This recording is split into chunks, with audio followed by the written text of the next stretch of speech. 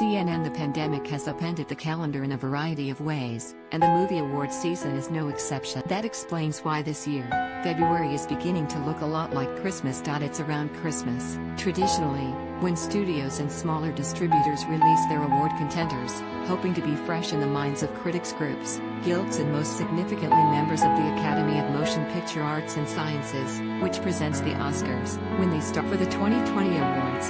However, the eligibility window has expanded beyond the conventional calendar year through February, which accounts for the onslaught of prestige films arriving this month, through a combination of digital and theatrical platforms. Robin Wright stars in and directed Land, which opened this month. Daniel Power, Focus features. A quick rundown of titles from recent and coming weeks highlights this dynamic, beginning with an onslaught of movies with award aspirations, some of which have already garnered recognition from the Golden Globes and the Screen Actors Guild Awards, that opened on February 12.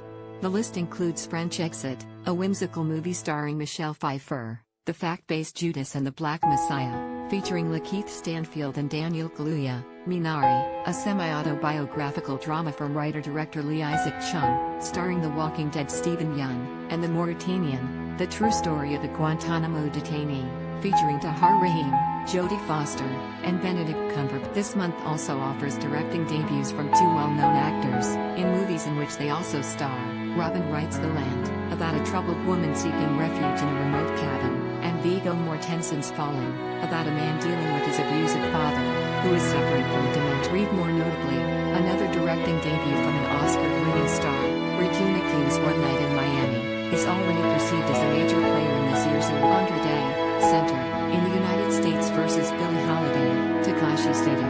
The next few weeks, meanwhile, bring Nomadland, director Chloe Zhao's film starring Frances McDormand, the United States. BIllie Holiday, from director Lee Daniels, with Andra Day as the legendary singer, and The Father, starring Anthony Hopkins, nominated by both the Globes and SAG, and Olivia Colman, which offers a piercing window into the Hopkins character. The Academy made this Valentine's Day adjacent bounty possible when it delayed the ceremony itself by 2 months, until April 25, which triggered a collective shift in the entire award. In what was described as a one-time only move, the organization also eliminated rules that require a movie to have a theatrical release in order to be eligible, paving the way for streaming services and on-demand windows to fill the breach left by Shudder. Netflix has been a clear beneficiary of the current state of play, with Mank, Ma Rainey's Black Bottom, The Five Bloods and The Trial of the Chicago 7 among its major award hopefuls. But other streaming competitors, including Amazon, behind One Night in Miami and The Sound of Metal,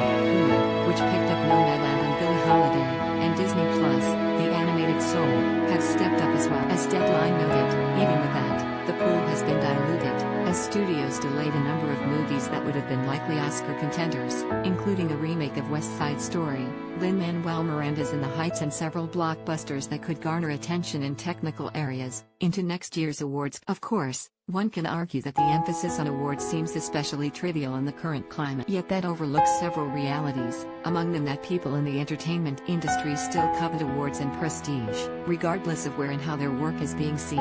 Awards are perceived to help boost revenue, giving people who care about such things an incentive to watch, and a robust industry devoted to the process, including news outlets that rely on income from for your consideration. All that adds up to the current slate of February movies. And while the digital flurry of such fare won't mean much to a lot of people, for those who do look forward to catching up on Oscar nominees toward the end of the normal year, let it